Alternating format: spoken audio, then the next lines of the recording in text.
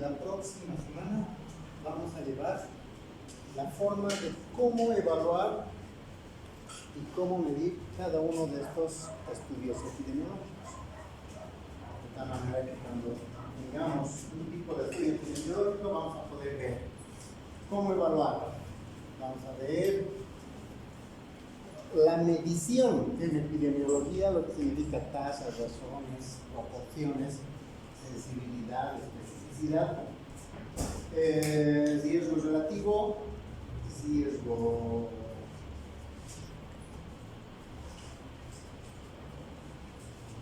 atribuibles a las enfermedades. Entonces, hoy lo que vamos a hacer es ir conociendo estos estudios epidemiológicos en el que ustedes están constantemente inmersos. Todo artículo que leen está en base a un estudio epidemiológico. ¿Sí? Y vamos a ver cuáles son esos. Ustedes van a ir diferenciando, van a ir viendo a cuál pertenece, cómo está enfocado. Y de tal manera que cuando ustedes lean un artículo van a decir, este es un estudio epidemiológico, ¿no?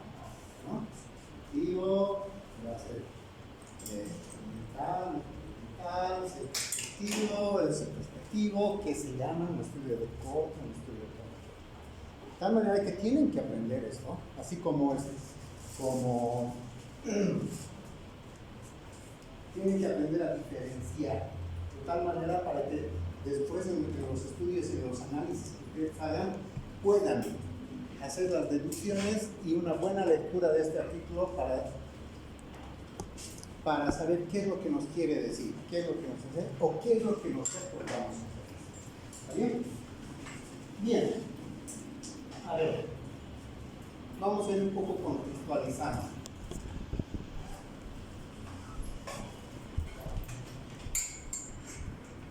Compremos así.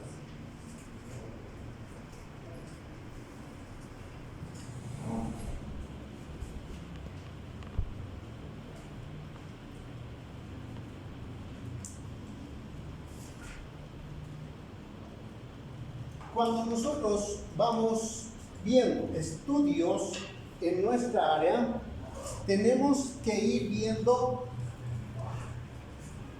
cuál es la mayor evidencia científica que tienen estos documentos que nosotros vamos leyendo, ¿no? De evidencia.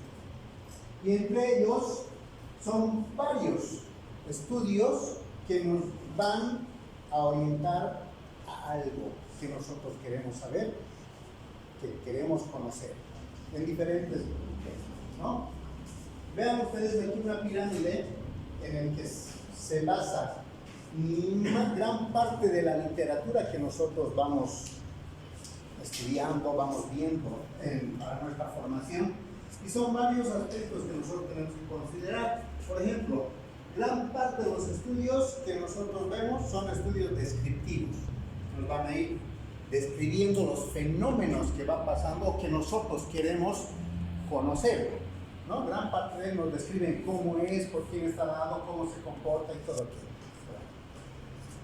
Estudios transversales. Los estudios transversales nos van a establecer ya en tiempos. En cuánto tiempo, ¿no? Estudios, casos y controles, ya en casos mucho más específicos, cuando vayamos a establecer una enfermedad, digamos, y vamos a ir viendo a personas expuestas y a personas no expuestas. ¿Cómo se comporta esta enfermedad en personas expuestas y en personas no expuestas? Vamos a hacer el control de los dos. Las personas expuestas van a hacer los casos y las personas no expuestas van a hacer los controles. Entonces vamos a hacer un estudio de casos y controles, ¿no? Otro, estudios de corte. ¿Qué significa eso? Estudios de corte, ustedes saben qué era la corte del rey. ¿Sí? ¿No? El rey y su corte, la princesa y su corte. ¿Por qué les decían corte? ¿Cómo? Y al margen de eso, eran las personas más allegadas y más de confianza y además comprometidas con el rey. Ellos no podían serle infiel para nada. ¿Por qué? Porque estaban dentro de la condición y del control del rey y de la princesa. es ese, ¿no? Entonces eran personas exclusivamente seleccionadas.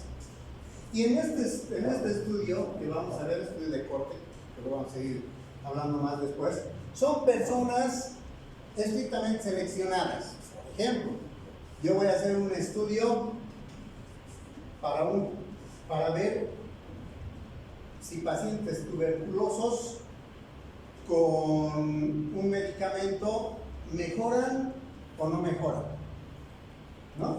Entonces voy a buscar a un grupo seleccionado de pacientes tuberculosos. Ese es mi corte.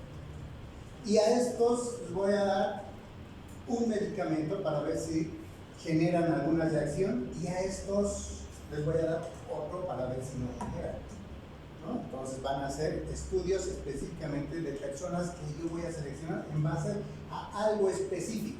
Por eso se llaman estudios de corte, en un grupo estrictamente seleccionado. Y los otros son los ensayos clínicos. Esos se hacen muy pocos. Son ya los científicos para saber y determinar si este medicamento o algo, ¿no?, en la población, qué efecto está teniendo. Y esos ensayos clínicos vamos a hacer en base a las acciones que nos va dando el universo, la población en el que yo estoy investigando, ¿no? Pero vean ustedes que dentro de esa pirámide, la mejor evidencia que vamos a tener es justamente en estos estudios de ensayos clínicos, ¿no? Y los ensayos clínicos, vamos a ver qué pasa, más caro, más tiempo, más recursos.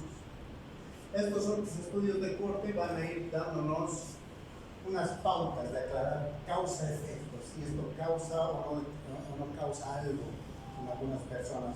Podemos utilizar un medicamento para determinar, no sé, el grado de alergia que pueda generar estos medicamentos y todo. Ahí vamos a ver los tipos de sesgo y los errores epidemiológicos, ¿no? Cuánto va a variar y cuánto es aceptable y todo.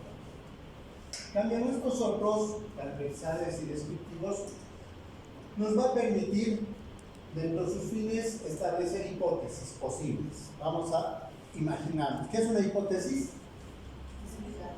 Una posibilidad, un supuesto, ¿no? Un supuesto. Yo voy a decir, estas babas se enferman porque con diarrea, porque no se lavan las manos. Listo, esa es mi hipótesis, ¿no? Pero voy a hacer mi estudio y mi estudio me dice mentira. Ellos se lavan sus manos. Pero el problema es con qué hago, ¿no? Se lavan con agua contaminada. Entonces no es el problema de lavarse las manos, sino el problema es de la contaminación. De tal manera que mi hipótesis puede cambiar. Alterna o anula. Depende. Podemos hacer una comparación a través de otros estudios y determinar el origen y explicación de algunas enfermedades en nuestro estudio descriptivo, ¿no? A ver, ¿qué nos dice este dibujito? El investigador no nace, se hace, ¿no? Ya hacía ocurrir. Yo solo estaba flotando los palitos para ver qué pasaba, no sabía que debía haber una aplicación práctica. Entonces, en base a algunas cosas, se van generando, haciendo muchas otras acciones. A ver, como algo básico, la epidemiología estudia la distribución y la frecuencia de la enfermedad y sus determinantes en la población. Cuando hablamos de distribución, estamos hablando que nosotros vamos a establecer los límites o los lugares o cómo se va expandiendo un fenómeno que nosotros queremos estudiar, ¿sí? Por eso vamos a ver la distribución. ¿Dónde? Por eso es que se han generado con estos estudios, por ejemplo, a ver, de alguna enfermedad. Se han generado las áreas chagásicas. En Bolivia hay áreas chagásicas, en Brasil hay áreas chagásicas, en Chile, en Perú, áreas chagásicas, y en todo Sudamérica.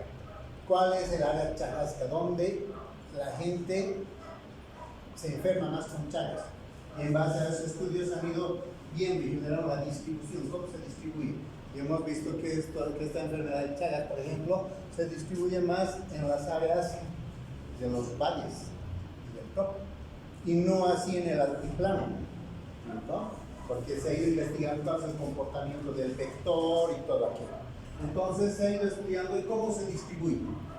La frecuencia, cada cuánto aparece, cómo aparece, cuánta población se enferma, ¿no? Por eso nosotros podemos determinar la frecuencia de la enfermedad de Chagas, por ejemplo, en Cochabamba, de cada 10 cochabambinos, 3 se enferman con Chagas. ¿Por qué? Porque hemos ido viendo cuántos se enferman, cuántos se enferman, y se ha ido haciendo todos los estudios de tal manera que se ha visto.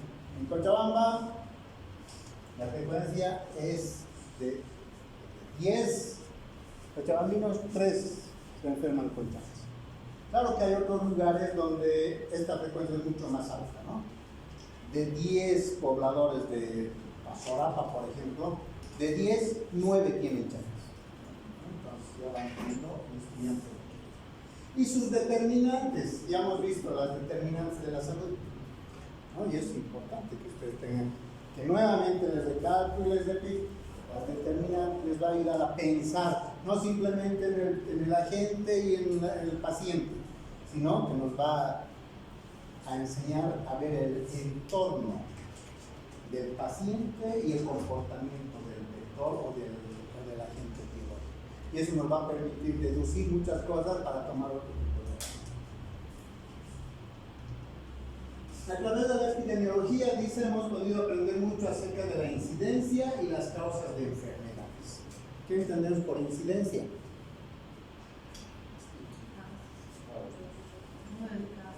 Número de casos. Eso es frecuencia. Número de casos.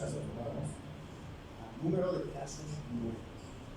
Pero hay que tomar en cuenta, para determinar incidencia, digo número de casos nuevos, ¿qué más tengo que considerar? Si estoy hablando del número de casos, estoy hablando de población. Pero ¿qué más tengo que considerar? Número de casos, población. ¿Qué más? 3 cosas importantes en la epidemiología. Estamos hablando del número de casos, obviamente, que estamos hablando de población, estamos hablando de gente, estamos hablando de seres humanos, porque ese es nuestro estudio. Pero hay que considerar otros 2 aspectos. Lugar, dónde se está produciendo esos casos. Número de casos, ¿dónde? Y tenemos nosotros que circunscribir bien nuestro estudio. ¿Dónde? En Cochabamba. ¿Dónde Cochabamba? ¿Está bien que diga el municipio de Cercado? ¿Está bien? ¿Está bien que les diga municipio de Cercado? Hemos salido del censo, ¿no? Hemos tenido el censo. El municipio de Cercado, ¿cómo es? ¿Está bien? ¿En qué municipio vives? En el municipio de Cercado. ¿Y Cercado qué es? ¿Cómo es? ¿Qué es? Y ese es el grave conflicto, ¿no? Hasta nuestras autoridades manejan eso. El municipio de Cercado, mentira, no es el municipio de Cercado, es la provincia Cercado. Ahora, que esta provincia tenga solo un municipio, que es el municipio de Cochabamba. Bien, Cochabamba.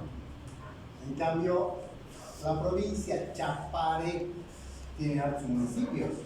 Municipio de Sacaba, municipio de Villatunari, municipio de Colomi, ¿no? Esos son municipios que pertenecen a una provincia. Ahora en Cochabamba es la única provincia que tiene un municipio, y así se confunde. Y hasta las autoridades en sus papelitos mandan el municipio de Cercado. Por eso hay que saber y hay que conocer. Bien, entonces, decíamos, hay que circunscribir dónde. Voy a hacer casos nuevos, ¿dónde? En el municipio de Cochabamba, en el municipio de Porcapigua, municipio de Quillacollo, ¿no? Circunscribo el lugar. Y el otro aspecto que tengo que tomar en cuenta, ¿cuál es? Ya he dicho, población, lugar y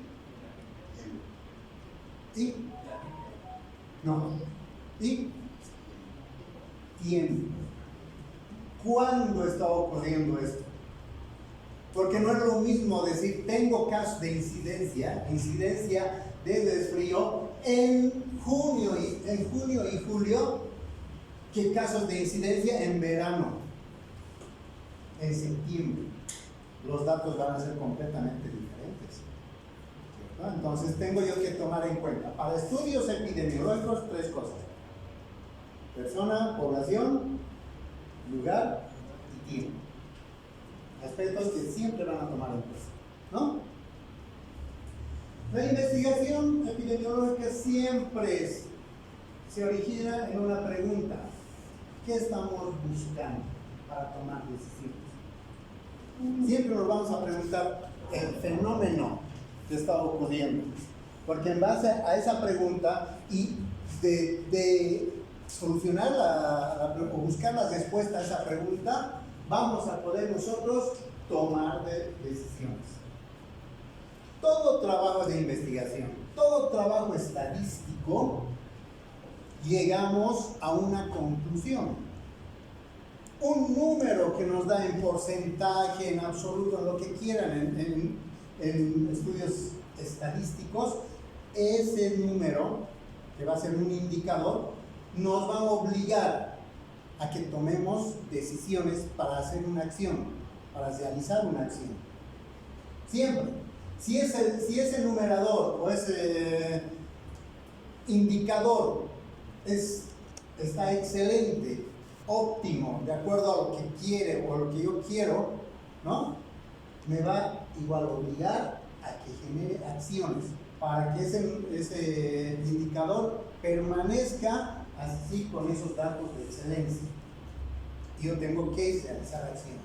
Y si está mal, también tengo que realizar acciones para mejorar, ¿no? Entonces, todos esos datos. Y en epidemiología igual, si hago una pregunta y busco causalidad de algo, encuentro la causa, tengo que realizar acciones. Voy a tomar decisión para realizar acciones que me permitan mejorar ese problema, ¿no? Por eso es que los sujetos de estudio en epidemiología siempre van a ser las personas sanas y las personas enfermas, porque ese es nuestro campo. Ese es el campo en el que nos hemos metido y hemos visto. Vamos a ir viendo dentro de la población quiénes están enfermos, quiénes están sanos, cómo vamos a mejorar la calidad de vida, cómo los vamos a mantener sanos a los otros y todo, ¿no? Entonces son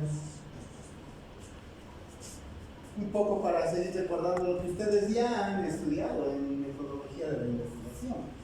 A ver, proceso de la investigación. No difiere nada de la metodología de la investigación con investigación epidemiológica. Primero, ¿qué vamos a hacer? Observar. ¿Qué vamos a observar? Un fenómeno que nosotros queremos saber. Un fenómeno de salud, un problema de salud que está en la población, en el lugar y en el tiempo que establecemos. Luego vamos a generar una hipótesis, vamos a decir, esto está ocurriendo por esta razón, por esta causa. Y vamos a investigar para corroborar ese supuesto que yo estoy generando, o a lo mejor me pueda contradecir la investigación. Esa es la hipótesis. Después voy a hacer un diseño de estudio. ¿Qué tipo de estudio voy a realizar? Prospectivo, retrospectivo, transversal, longitudinal, experimental, no experimental. ¿Qué tipo de estudio voy a buscar para eso? Una vez que establezca y sepa el tipo de estudio, voy a poner en ejecución. Ahora, como lo que nosotros vamos a hacer, ya les he dicho de la investigación que vamos a hacer, ¿no? En los hospitales vamos a ir viendo cómo se está implementando el triaje en los servicios de emergencias. Y para eso, para la próxima, yo creo que ya voy a traer las encuestas para que ustedes trabajen en sus hospitales. Porque ese trabajo tenemos que presentar, ya dijo la doctora, para junio, para la feria. Y eso lo van a presentar ustedes, ¿no? Feria de salud, eso lo tiene que hacer la doctora. Tenemos que hacer ese trabajo, doctor, tiene que ser hasta junio porque sus alumnos tienen que presentar en la feria. Bien, entonces vemos el estudio, ejecutamos, sacamos los datos, vamos a hacer recolección de todos los datos que nos interesa para nuestra investigación, vamos a ir a procesarlos y sacar resultados. Y esos resultados los vamos a leer, los vamos a analizar, los vamos a interpretar. Vamos a ver qué nos dicen esos resultados. Si está bien, está mal, está marchando bien, el personal está bien, o dependiendo del estudio. Hacemos nuestro análisis y llegamos a las conclusiones. Sacamos las conclusiones y decimos de que en base al estudio que hemos realizado y al tratamiento de datos y análisis, hemos llegado a la conclusión de que este fenómeno se puede solucionar o está causado por esto. Y vamos a dar después nuestras recomendaciones. ¿Cómo poder encarar el problema que hemos identificado? Para mejorar, obviamente, para toda la población. ¿No? Y ahí. Pregunta, ¿por qué el médico debe conocer las particularidades del diseño de investigación? Porque nosotros tenemos que saber y aprender a leer artículos, libros, para saber qué nos quiere decir cada uno de ellos. ¿Sí? Ahora, ¿qué diseño de investigación emplearé para mi protocolo de investigación? Porque en su diseño o en su trabajo tienen que decir, este es un trabajo retrospectivo, transversal, es experimental. Tienen que poner en su trabajo qué tipo de diseño. ¿Está bien? Esa es una de los aspectos que tenemos que tomar en cuenta. Poder presentar estudios en medicina. ¿Cómo se clasifican? Estos estudios se van a clasificar según la intervención del investigador. Vamos a ver si en ese estudio el investigador tiene la capacidad de generar datos. ¿Ya? Si es que el investigador es el que va a generar y va a decir, tenemos que hacer en base a estos datos y en base a estos aspectos, o él va a poner los parámetros para la investigación. Pueden ser experimentales o no experimentales, eso va a ver. Vamos a ver según la planificación de la toma de datos, cómo vamos a recolectar datos. Vamos a recolectar datos de periodos pasados o vamos a recolectar datos que vienen al futuro, ¿no? Vamos a ver qué tipo de solución. Según el número de ocasiones en que se miden las variables de estudio, vamos a establecer primero cuántas variables va a tener nuestro estudio, qué tipo de variables. Si va a ser una variable cualitativa, cuantitativa, va a ser, ya saben eso además. No es bien. ¿Sí? Variables.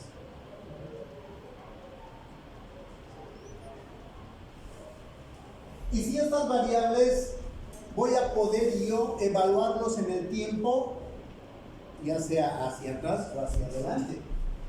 Y en base a esas ocasiones en que voy a medir el comportamiento de las variables, voy a establecer si va a ser transversal o va a ser longitudinal.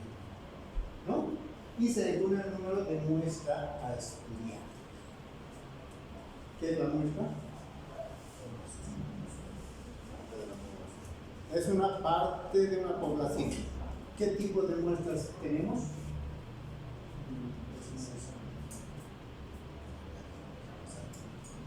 ¿Qué tipo de muestras? ¿Cómo genero una muestra?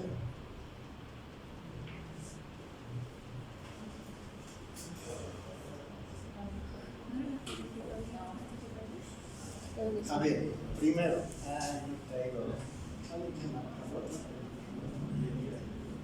un marcador de agua.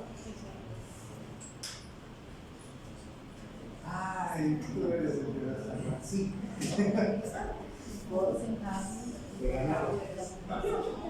¿No tenías? Está bien. A ver, empezaremos con las variables. Ustedes saben de memoria, ¿no? Variables.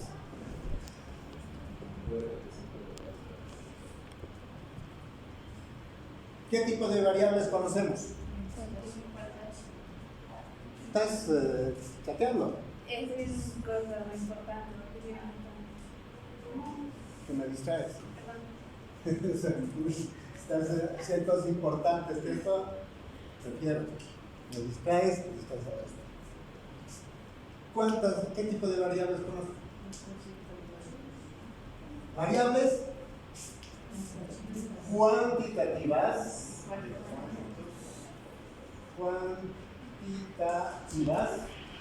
y cualitativas. Entonces, las variables se van a dividir en dos: cuantitativas y cualitativas. Cuando digo cuantitativas, ¿cómo voy a expresar estas variables? Números. Perfecto. Y si digo cualitativas, ¿cómo voy a expresar estas variables?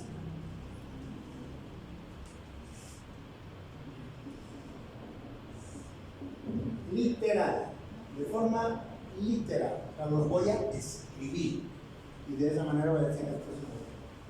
Bien, pero estas variables cuantitativas a su vez se dividen en dos.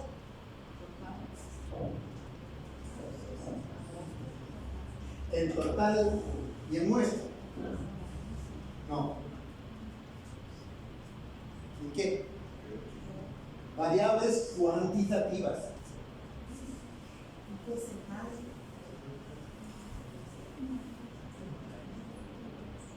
¿En qué se han llevado ustedes? Nominales. Vamos hablando de cuantitativas.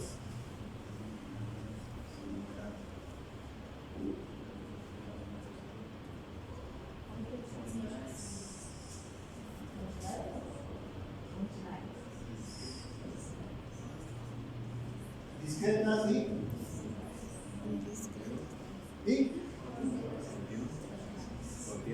continuas. Discretas y continuas. ¿Está bien? Si esta es una variable cuantitativa que se representa con números, estas variables cuantitativas discretas, ¿con qué tipo de números voy a representar? Enteros. ¿Y estos, los cuantitativas continuas? Decimales. ¿No? ¿Ya se han acordado? No se han acordado. Y esto han pasado en mi estadística, por si acaso. Lo que me da a entender de que ustedes han pasado igual con salud pública, ¿no? Sí. Como por cumplir, ¿no? Pero han aprobado con buena nota. Bien.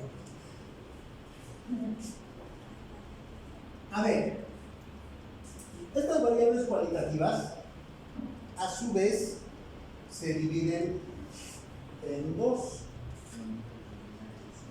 ¿En cuáles? En nominales y ordinales. Muy bien. Ya se están acordando. Bien.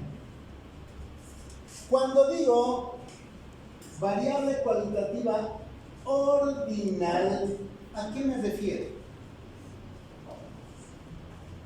¿Qué variables voy a tomar en cuenta? Ejemplo, ¿o a qué se refiere? Ordinal.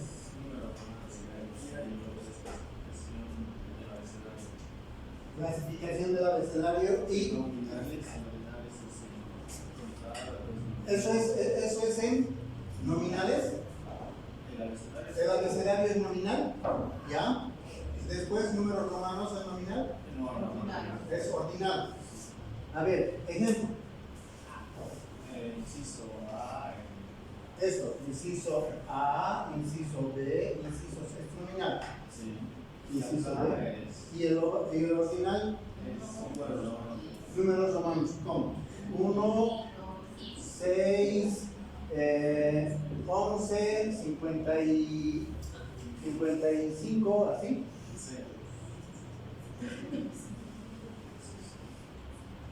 ¿Está bien? Ahora, cuando yo les hago preguntas, el sol es de color, 2 puntos, inciso A, verde, inciso B, rojo, inciso B, C, amarillo, inciso D, azul. ¿Por qué he puesto A, B, C, D?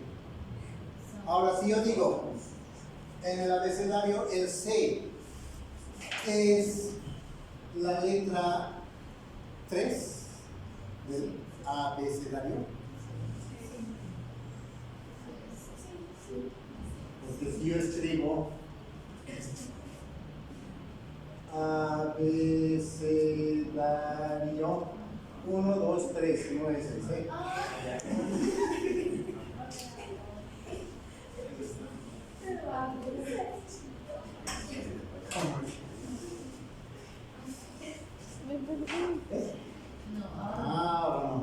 Ahora no. ¿Y por qué no? Porque si fuese A, B, C sería el tercero. Entonces, si digo A, B, C, ¿qué significa? Que A es antes, después es B y después es C. ¿Y eso qué significa? Orden. Orden. Por eso se llama ordinal. ¿Entienden? ¿Cuáles son los números ordinales? En el colegio y en la escuela, tercero básico nos han enseñado. Después de los números naturales, los números enteros, nos han dicho los números ordinales. Igual como estábamos en la escuela. ¿En qué curso estás? ¿En qué curso estaban? ¿No? ¿O cómo están ahora distribuidos los cursos en primaria y secundaria? Primaria es el sexto. Sexto, ¿no? Primaria, ¿desde qué? Primaria, uno de primaria hasta sexta. ¿Cómo es el proceso? ¿Cómo se sigue hasta la sexta? ¿Qué se llama? No, del 1 al 6 se llama. Primaria, secundaria, ¿no ves? Tercero, cuarto. Y el asunto que los números ordinales, no son los romanos, son justamente esos. Números ordinales. Primero, segundo, tercero, cuarto, quinto, y por eso se llaman ordinales. ¿Por qué? Porque responden a un orden, responden a jerarquías, responden a categorías, responden a grados, ¿cierto? Responden, a ver, yo puedo medir con la variable cualitativa ordinal clases sociales. ¿Por qué no? ¿Qué tipo de clases conoces? Alta, baja. Ah, medio. Clase média. Ah, ¿no? Entonces hay orden, hay jerarquía, clase, burguesa, alta, media, baja, o media baja, media alta, ¿no? Entonces ya sé dónde está ubicado. ¿Puedo entonces combinar? Si yo les digo, yo tengo un hermano en el ejército que es capitán. Ah, bien, viene el otro y me dice, sí, yo tengo un hermano que es general. ¿Quién tiene más grado? General. Porque ya está establecido la categoría. Viene un paciente y dice, ¿este paciente cuánto? Tiene 37.8. Ah, ya está bien. Y el otro, este paciente tiene 39. ¿Qué significa eso?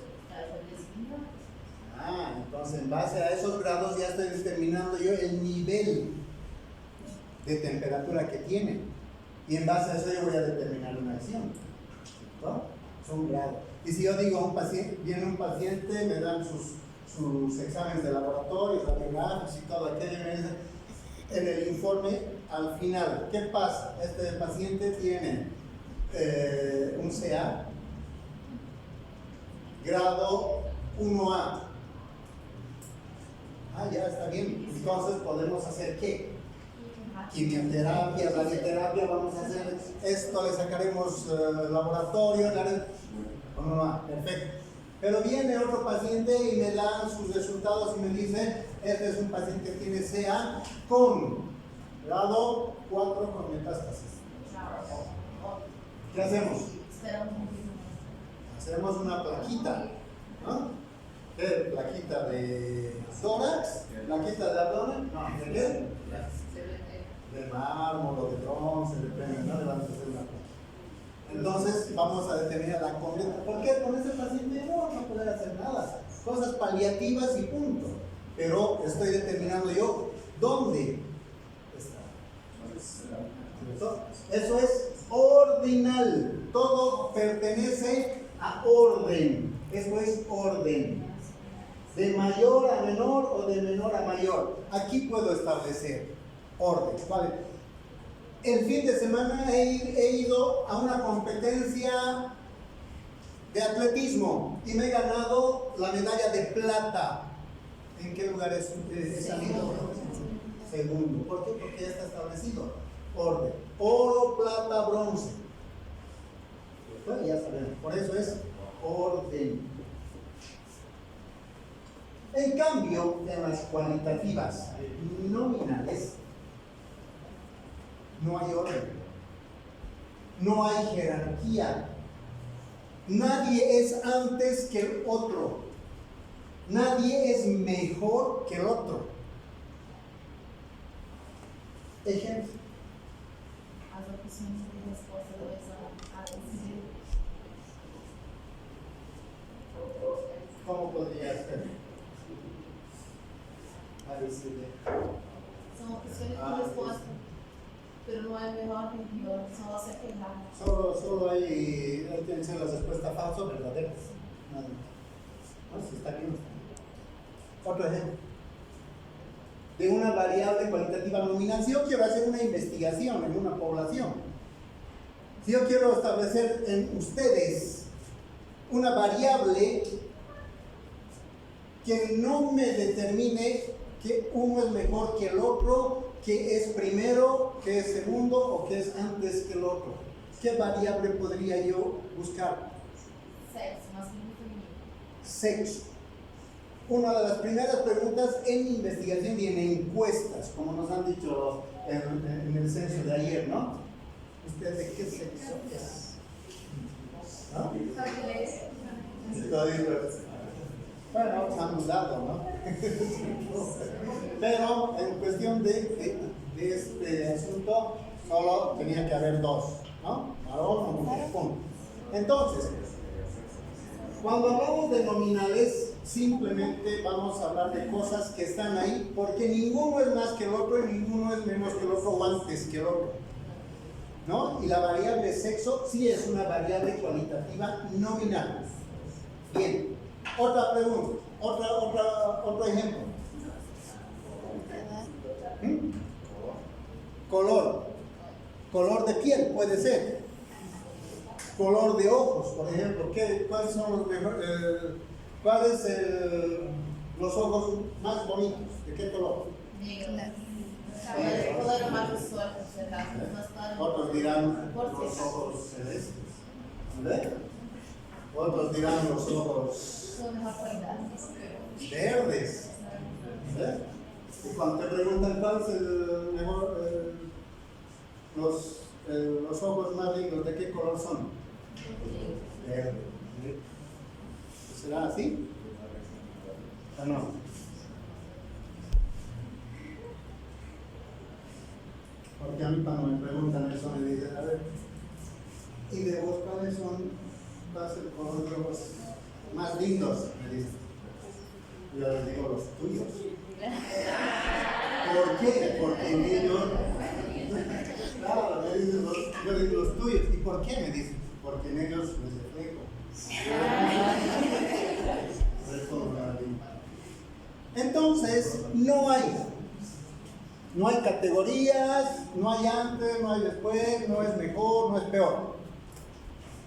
Otro ejemplo, nacionalidad. ¿Cuál es la mejor nacionalidad del mundo? ¿Ah?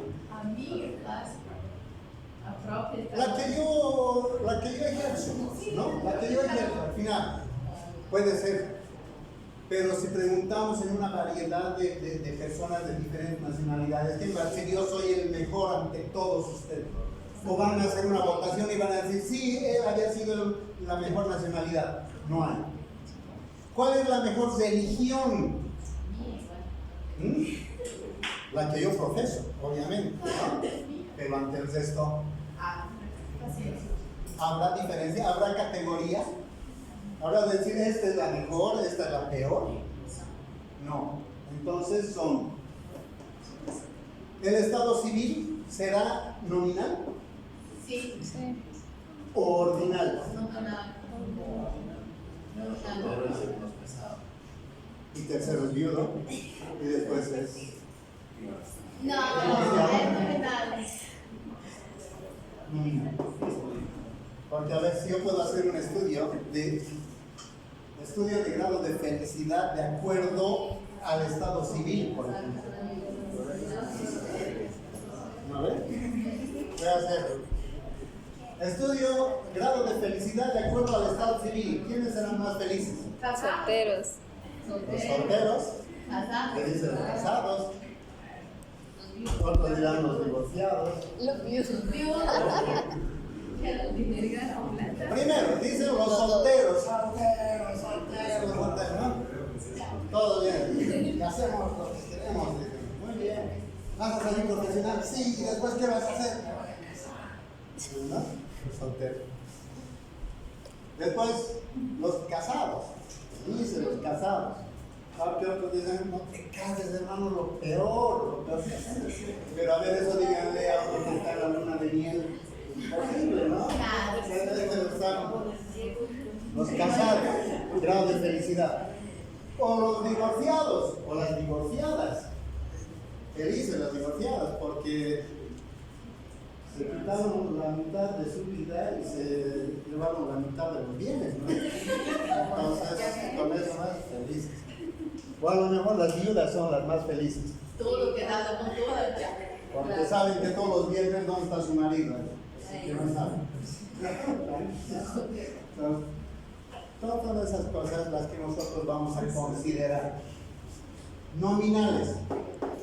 Solo los vamos a tomar en cuenta y sin grado, sin orden, sin nada. ¿Está bien? Entonces, esto ustedes nunca se olvidan. Porque el anterior estaba en otro grupo y les doy un ejemplo de qué tipo de variable es. Es una variable cuantitativa ordinal, me han dicho. ¿Cómo es la cuantitativa ordinal? Los otros me han dicho, no es una variable cuantitativa mixta. Entonces, otra vez hemos recordado todo esto y tenemos que saber que no hay, ¿no?, comparación con nominales ordinales que puedan relacionar cuantitativas nominales, por ejemplo. No hay. A no ser que yo pueda hacer determinar una variable cuantitativa nominal, pero pueda ver la frecuencia. Entonces mi estudio ya está yendo a un aspecto cuantitativo para decir cuántos hombres y cuántas mujeres. Ese es cuantitativo. ¿Está bien? Bien. A ver, pero al margen de tomar en cuenta esta clasificación de variables, lo que tenemos que saber y conocer es la escala de medida. ¿Qué escala de medida vamos a utilizar? Por ejemplo, cuando yo quiero en discretas, un ejemplo, algo que quiera investigar con una variable cuantitativa discreta, ¿cuántos hombres? ¿Cuántas mujeres? ¿No? Entonces puedo decir, a ver, 2, 4, 6, 8, 10, 12, 14, 16, 17, 20, 21.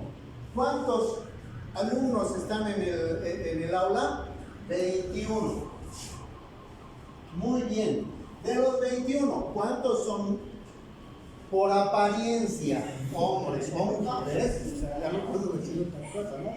A ver, por apariencia, 2, 4, 6, 7, 8, 9, 10, 11, 12, 13, 14.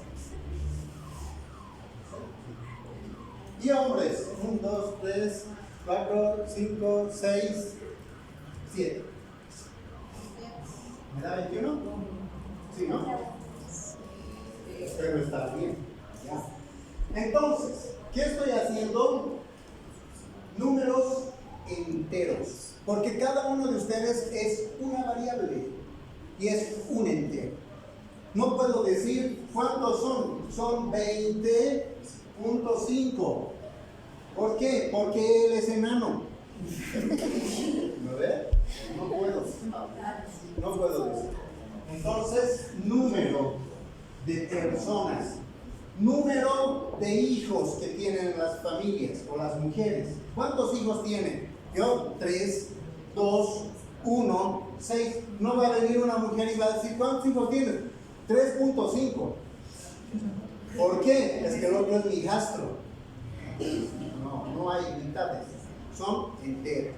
Igual, cuando ustedes vayan a la consulta les van a decir, doctor, ¿cuántas consultas ha hecho hoy? ¿No? Les van a decir, he hecho 34 consultas. ¿Por qué? Porque han atendido 34 pacientes. No van a poder decir, sí, he consultado 34.5. ¿Por qué? Es que la señora estaba con su agüita y a su agüita le he hecho media consulta. No hay medias consultas, ¿no? Porque la agüita también es persona. Entonces se cuenta como enteros. Bien.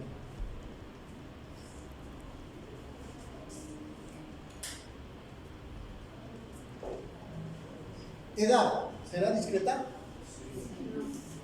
¿Por qué? Porque considera que, por ejemplo, una persona puede tener 1 año y medio. A ver, yo voy a decir, ¿cuánto al tiempo? ¿Cuánto al tiempo? ¿Cuánto al tiempo? ¿Cuánto al tiempo? Nadie me ha dicho 26.4. Nadie me ha dicho 26.6. Y cuando preguntas vos a la gente, nadie te dice 26.3. O responden así. Y en el censo, ¿cuántos años tienen? Cumplidos. 53.2. No. Está bien tu observación, ¿no? Porque la edad yo puedo manejar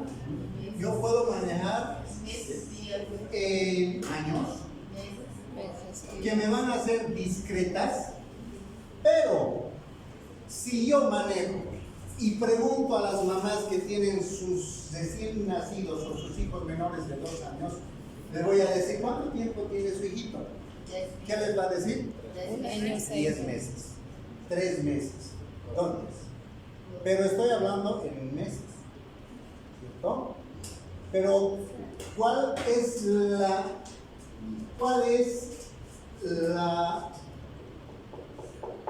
escala de medida que estoy manejando acá cuando pregunto a los mayores? Años. ¿Sí? Y cuando yo pregunto y me dicen por meses, también voy a hacer las referencias, pero en años, pero los voy a manejar en decimales. 0,6 meses. ¿Cierto? 0,9 meses. ¿Eso qué significa? Que no tienen un año, que no tienen un entero, pero sí tiene decimales. ¿Cierto?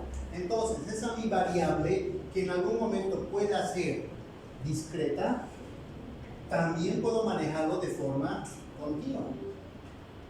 Y yo tengo que saber manejar esta escala en toda mi investigación. ¿Entienden? A ver, otro ejemplo más ilustrativo. ¿Cuánto mides? 1,70. 69. 1,69. ¿Cuánto mides? 1,50. 1,50. ¿Cuánto mides? 1,74. ¿No? ¿Yo cuánto mido? 1,85. Entonces yo he preguntado y todos me han respondido 1.69, 1.50, 1.74. ¿Cuál es la escala de medida? ¿Cuál es la escala de medida? Un centímetro 69. Tendrías que ser de este tamaño. 1,69 Ah, ¿cuál es la escala de medida? metros. Metros. ¿No? Entonces, ¿qué tipo de escala es? ¿Qué variable? Cuantitativa. Continua. Continua. ¿Entienden? Aquí me han dicho 1.69, 1.50, 1.74, 1.80. Listo. Continuas porque está en decimales. Pero ¿qué ocurre si yo quiero en mi investigación, en mi estudio y todo eso, no quiero que mi escala de medida sea en metros? Lo vuelvo en centímetros. ¿Cuánto mides? 169 centímetros. 150 centímetros. 170. ¿Qué tipo de variable es? Entonces va a cambiar. ¿Entienden? Entonces todo va a depender de la escala de medida. Cuidado se estén confundiendo y en sus estudios digan voy a hacer el estudio del tamaño de las personas y en algún lugar de su estudio digan va a ser 1.69 y en sus conclusiones todos digan el promedio de estatura es 159 centímetros. Estamos utilizando dos escalas de medida que nos va a confundir y nos va a decir de qué carajo estamos. ¿Bien? Por eso es que tenemos que conocer qué tipo de variable vamos a utilizar y qué tipo de escala de medida vamos a utilizar. ¿Está bien? ¿Se ha entendido? Cuidado, ocurra lo que alguna vez, no sé si les he comentado. Hay otros tipos de variables, las variables dependientes y las variables dependientes. Las variables dependientes van a ser todos aquellos que van a modificar su estado, su funcionamiento o su condición en presencia de una variable independiente. ¿Cierto? Cuando yo digo, por ejemplo, la cefalea, quiero hacer una relación de la cefalea y la aspirina, tengo que buscar aquí cuál es la variable independiente y cuál es la variable dependiente. Entre estos dos, ¿cuál es la variable dependiente?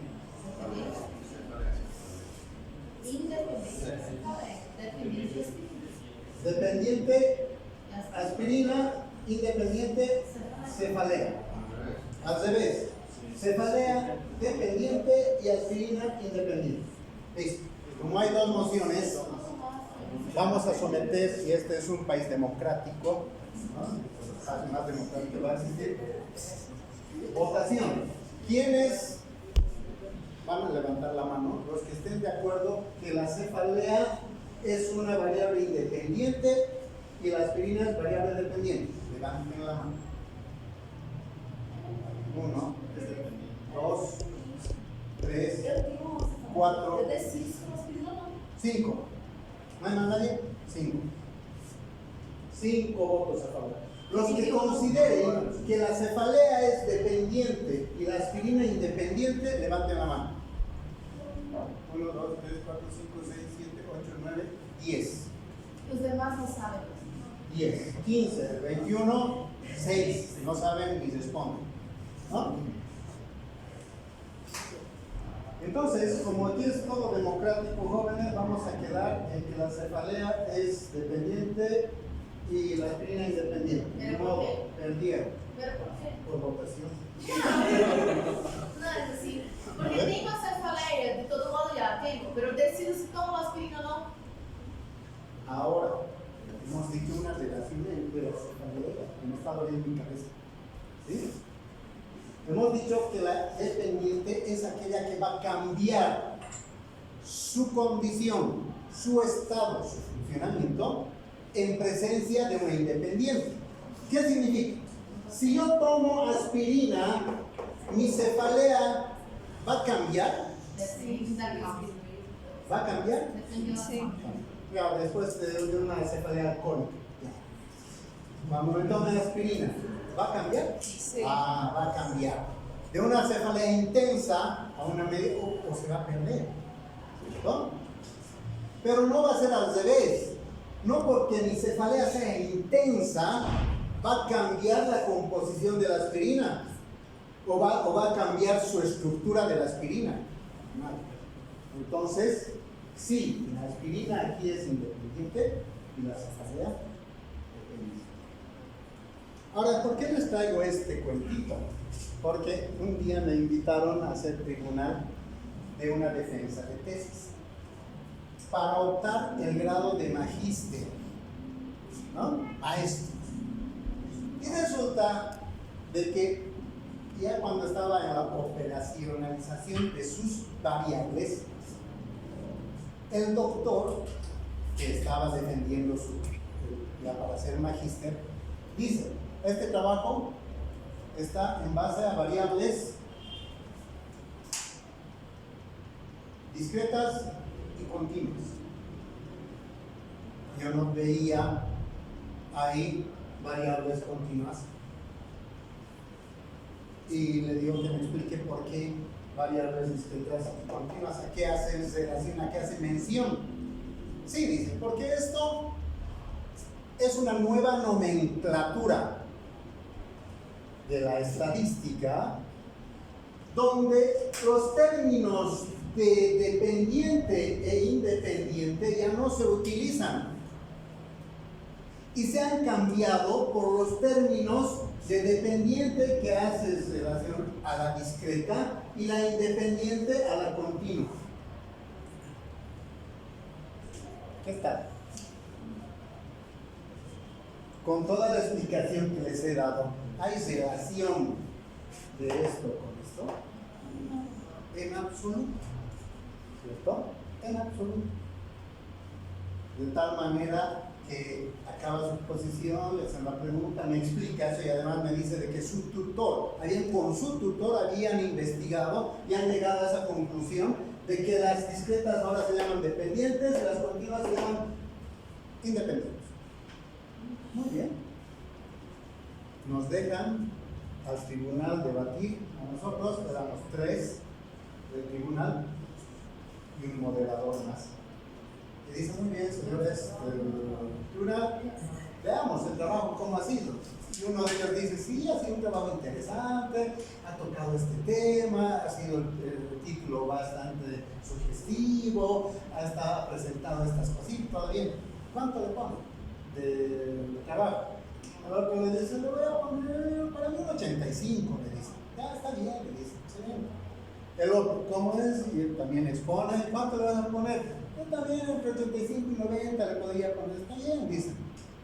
Y a mí me dice, este doctor, ¿cómo? 0. Y me mira, pero doctor, es 0. ¿Pero por qué? En un nivel para optar un grado de magíster y además de la salud pública, que me manejen y me quieran decir que ha cambiado la nomenclatura y existe relación de estas dos cosas, es pues un error fatal. ¿No? Es un error completamente básico y ustedes están viendo que es completamente básico. Y no puede ser que después el doctor pueda obtener un título de magíster en salud pública cuando ni variables estamos conociendo. Por eso es que yo siempre les doy esto, para que no se olviden y que sepan. ¿Perdón? No ha sido serio, pues sí, no está confundiendo lo más básico, o ha sido copiado, ha sido plagiado, ha sido cualquier cosa. Pero que no me venga todavía a decir de que esto es así. Yo le he pedido la fuente de dónde ha sido. Entonces, obviamente, no ha resultado su nota con el 0 que yo le he puesto. Entonces, había que solucionar de alguna manera. Entonces, hemos quedado, hemos cansado, hemos hecho muchas cosas, le hemos dado 15 días para que estudie, investigue y haga todo y se haga su estudio. ¿No? Y al final, después de los 15 días, nuevamente presentó y ahora el doctor tuvo que asumir y disculparse del error que había cometido y todo eso, pero que fue una lección para no manejar estas cosas erróneamente. ¿Qué nota fue? ¿A tu nota? 51, como lo que tienen que aprobar en segunda instancia. O ustedes en segunda instancia aprueban por más de 51. Sí. Nada, como mínimo tienen que aprobar. Reglas son reglas, ¿qué vamos a hacer, no? Si ustedes sometan eso, pero hay que conocer. ¿Está bien? ¿Preguntas sobre esto? ¿Ahora? Por ahora. ¿Y de hacer trabajo?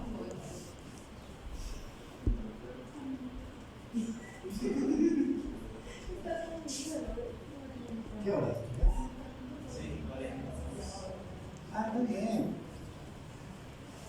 Bien, entonces, dentro de estos estudios epidemiológicos que nosotros vamos a ir viendo,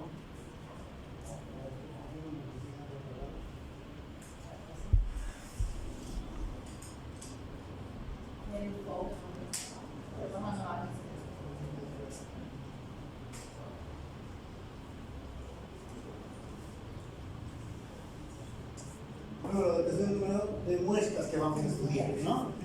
Muestras, a eso íbamos, no nos va a faltar tiempo. Son muestras probabilísticas y muestras no probabilísticas. Las muestras probabilísticas es cuando existe un sistema en el que yo voy a generar para buscar mi número de muestras. Puede ser probabilística sistémica, en el que puedo decir, de todos los múltiplos de 3 van a ser mi muestra. Es un sistema que estoy generando. Múltiplos de 3. 1, 2, 3, 1, 2, 3, 1, 2, 3, 1, 2, 3, 1, 2, 3. Múltiplos de 3. ¿No? O el 3, 6, 9, 12, 14, 16, 18. Esos van a ser mis muestras. ¿No? Entonces yo estoy generando un sistema. O puedo ser de lotería también.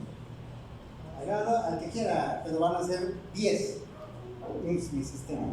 ¿No? Son probabilísticos. Y los no probabilísticos son los que yo voy a determinar. Yo quiero para mi estudio que sean personas solo que usen lentes. ¿No? Entonces, ¿quién? Entre vos, entre vos, entre vos, entre vos, entre vos. Y los que no usan lentes, no. O quiero que sean en mi estudio, por razones éticas y por todo aquello, que vayan a ser personas mayores de 18 años. ¿Cuántos años tienen? 16 fuera. ¿Cuántos años? 15 fuera. 18 entras. No son probabilidades, son conveniencias.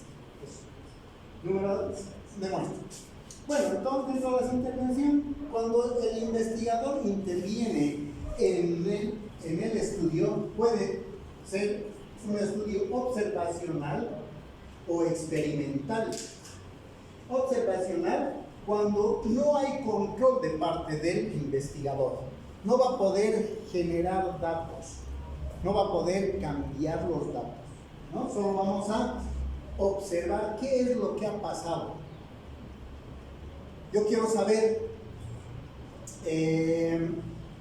cuántas mujeres gestantes han fallecido con eclampsia. Entonces, ¿qué voy a hacer? Observar datos anteriores de algún lado y voy a ver cuántas gestantes tenían. 1000. De las 1000, ¿cuántas tenían preeclampsia o eclampsia? 200 con eclampsia, 100 con eclampsia. ¿Y cuántos han muerto con eclampsia? 2. Estoy observando lo que ha pasado. Pero si digo experimental, puede ser prospectivo, longitudinales. Vamos a ver qué es de longitudinales y nivel explicativo. En estos experimentales puedo decir, todas las mujeres con eclampsia van a tomar este medicamento. Y ahí después voy a ver si con ese medicamento se mueren o no se mueren. Y voy a decir, de 100 mujeres eclámpticas les he dado esto, y de estos 80 han respondido bien y no se han muerto, y los otros 20 sí se han muerto. A causa de no tener efecto ese medicamento. Entonces estoy haciendo un experimento, donde el investigador está haciendo parte de este proceso. Estoy generando yo los datos. ¿Está bien? También los estudios pueden ser prospectivos o retrospectivos. Los prospectivos hemos dicho que es hacia el futuro, hacia adelante. Los que yo voy a realizar, yo voy a tener control, y los que yo voy a generar los datos. Cuando yo genero los datos, se van a llamar fuentes primarias. Cuando el investigador genera los datos, ¿sí?, se van a llamar fuentes primarias y van a ser generalmente estudios prospectivos hacia adelante, porque yo los voy a ir registrando. En cambio, los otros estudios pueden ser retrospectivos, los que ya se han dado hacia atrás. Entonces, los registros en los que yo voy a ir a recoger los datos no los he generado yo como investigador, sino que los ha generado otras personas. Y esos datos tienen otras instituciones que tienen esos datos. Y cuando yo vaya a buscar, ya no van a ser fuentes primarias, sino que van a ser fuentes secundarias, de las que yo estoy sacando los datos para dar una conclusión. ¿Está bien? Esto es adelante, y los datos generalmente, cuando el investigador está generando datos, son fuentes primarias, y los retrospectivos, fuentes secundarias. Puede ser un estudio transversal o un estudio longitudinal. ¿Qué entiendo por transversal? Que puede ser un estudio transversal hacia adelante o hacia atrás, pero voy a tomar en cuenta el tiempo en el que voy a estudiar. No voy a hacer un estudio transversal de aquí, del 2024. ¿Hasta cuándo? No sé. Ese no es estudio. ¿Sí? Tengo que poner tiempos. Un estudio transversal de cuándo? Del primer semestre del 24, o de la gestión 24, o del periodo 24-25. ¿No? Entonces son estudios. O puedo hacer un estudio transversal retrospectivo. Voy a recolectar los datos de los años 2023 y 2022 de casos de COVID, cómo se ha comportado, pero estoy poniendo tiempos. Y en los estudios longitudinales, se dice longitudinal por la cantidad y evaluación de las variables que yo voy a realizar, que generalmente son prospectivos. O sea, voy a hacer una variable y voy a decir, por ejemplo, a estos pacientes asmáticos les voy a dar un medicamento para ver cómo funciona este medicamento en su problema. ¿En qué periodo? En este periodo, en 2 años. Pero en esos 2 años yo tengo que hacer la evaluación de por lo menos 2 veces de cómo está yendo ese tratamiento. En la medida que yo haga evaluación de esa variable que estoy estudiando, por la cantidad de evaluaciones, se va a denominar longitudinal. Es un trabajo longitudinal porque estamos haciendo evaluación de las variables que estamos estudiando. Otro tipo de estudio puede ser descriptivo o analítico. Cuando decimos descriptivo, solo vamos a describir, es como una foto. ¿El censo es un estudio descriptivo? Sí, porque nos va a describir cómo se encuentra Bolivia en el año 2024. Y va a describir todo, cuántos son, cuántas mujeres, cuántos trabajan, cuántos no trabajan, todo eso, ¿no? Y aquí lo mismo. Por el muestreo, describe o estima parámetros, nada más. Va a describir. En cambio, el analítico va a ir viendo relación, causa, efecto, va a ir relacionando las determinantes con un fenómeno, ¿no? Eso es analítico. Vamos a analizar por qué esta gente se enferma. Al margen de tener el Mycobacterium tuberculoso, ¿por qué más se enferma? Y ahí vamos a ir analizando, es que es pobre, es que no tiene, es que vive en hacinamiento, ¿no? Muchas cosas, ¿no? Perfecto. La finalidad cognitiva, propósitos estadísticos, eso ya lo vamos a ir viendo. Pueden ser mixtos también. Vamos a describir y también vamos a analizar, ¿no? Observar. A ver, dentro de estos estudios descriptivos, ya les decía, para los estudios descriptivos en epidemiología tenemos que tomar en cuenta 3 cosas. Las características y las secuencias de un problema de salud en función de las características de 3 cosas. Persona, que es la población la que vamos a estudiar, el lugar donde están esas personas y el tiempo en el que vamos a estudiar. 3 cosas muy importantes y esto siempre lo van a ver. Persona, lugar y tiempo. La población en el lugar donde están y el tiempo que están con ese problema, o en el tiempo en el que yo voy a estudiar. ¿Sí? Sirve de base para datos analíticos, principalmente todos los descriptivos. Tipos de estudios descriptivos. Vamos a conocer las series de casos clínicos. Todo lo que nosotros leemos y nos piden los doctores que leamos, vean, ¿no? Caso clínico, todos los casos clínicos. Nos van a hacer estudiar estos estudios, nos van a ayudar a generar hipótesis, nos van a decir por qué, a causa de qué, ¿no? Y nos van a presentar casos controles, casos clínicos. En esto se ha hecho este estudio, estos han generado alergia, estos otros no han generado alergia, les hemos dado un medicamento, a los otros les hemos dado placebo, ¿no? Eso es. Estudios transversales sobre prevalencia, pueden ser descriptivos, transversales. Generalmente tienen duración mínima y son de bajo costo. Transversal porque definimos el tiempo también en base a nuestros recursos humanos, económicos y todo aquello. ¿Útiles para qué? Para estudiar enfermedades crónicas, pero no para enfermedades raras, ¿no? Raras son enfermedades que no vamos a encontrar y ¿qué vamos a hacer? No vamos a hacer estudios, nos va a permitir hacer algo mejor en el tiempo que establezcamos no muy pasivo. En cambio, los estudios analíticos, estos estudios analíticos generalmente van a tratar de encontrar la causalidad del problema. ¿Por qué causa se está generando este fenómeno? Nosotros en salud. ¿Y cuáles son los riesgos que se expone la gente para adquirir esta enfermedad? Dentro de ellos vamos a hacer estudios analíticos experimentales, ¿no? Donde vamos a ir nosotros generamos todo aquello. Los ensayos clínicos, ensayos de campo. Los ensayos clínicos, estudios experimentales más frecuentes. todo esto. Y los de campo.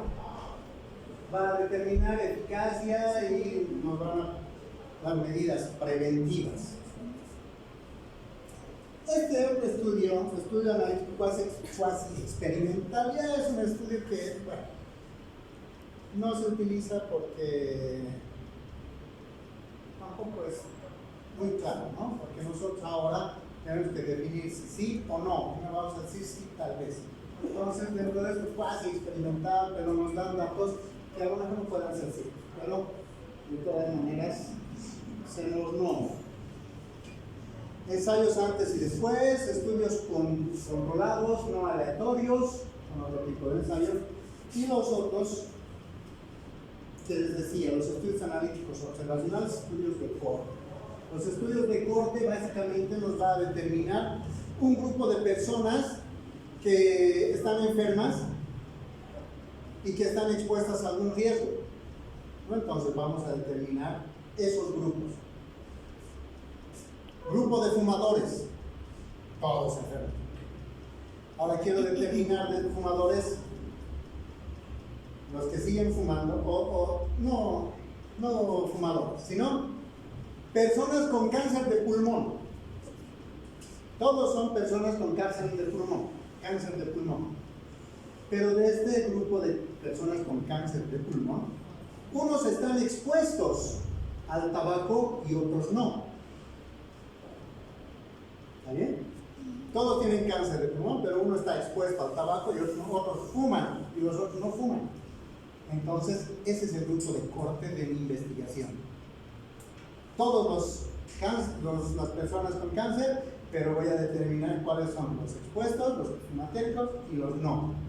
¿Está bien? Entonces, son esos factores de riesgo que están asociados al problema que tienen. Eso se llaman grupos de corte. Es el mejor estudio para probar hipótesis previas de causalidad. Ahí vamos a determinar si los fumadores realmente generan más cáncer que los no fumadores. Después ya vienen los otros más específicos de corte histórica, retrospectivo. Y este es importante, el estudio de casos y controles. Pasamos a hacer un estudio de personas enfermas con personas que no tienen la enfermedad, con sanos, y van a hacer los controles. Las personas enfermas van a hacer los casos y los controles van a ser las personas no enfermas. Yo quiero determinar alergia al polen. Listo. Estos son asmáticos al polen y estos otros no. Pero ahora, ¿qué voy a hacer? A los dos les voy a decir, con esto no se van a enfermar de asma. Entonces a los asmáticos les voy a dar un medicamento y a los controles también les voy a dar otro medicamento. Y voy a determinar quién genera más asma, quién genera más alergia. Entonces voy a ir controlando con los casos. ¿Sí?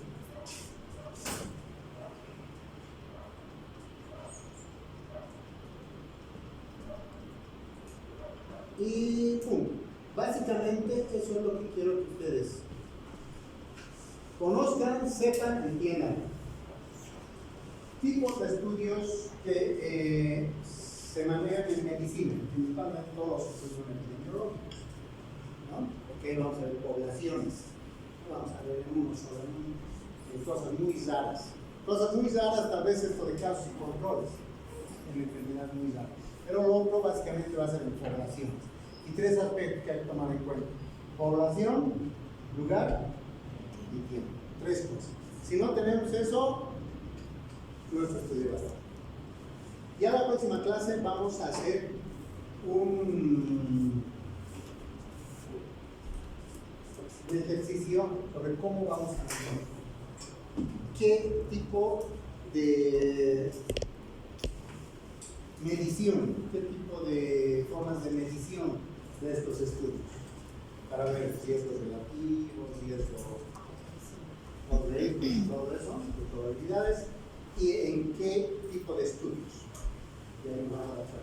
Caso control, ¿qué vamos a utilizar? ¿Es relativo o relativo? Vamos a utilizar casos de corte. ¿Cuál? y vamos a hacer los cambios. ¿Ya? Bien, ahora lo que yo les voy a pedir, tenemos que utilizar la plataforma Moodle.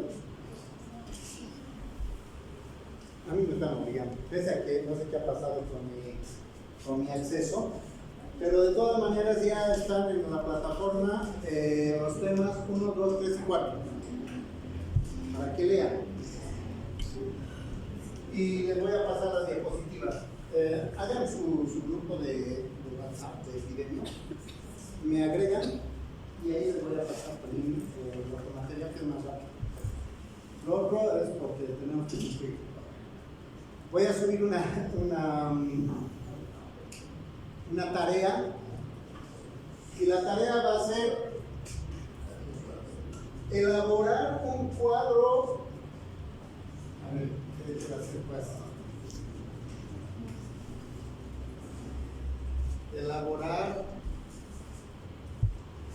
un cuadro conceptual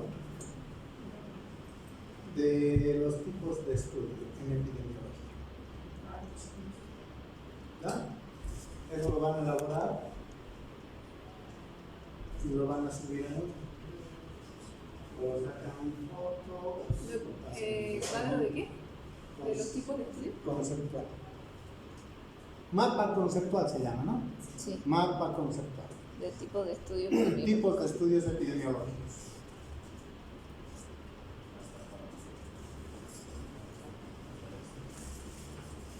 Y eso, yo creo que lo voy a subir en esta semana, pero pueden presentar hasta cuándo.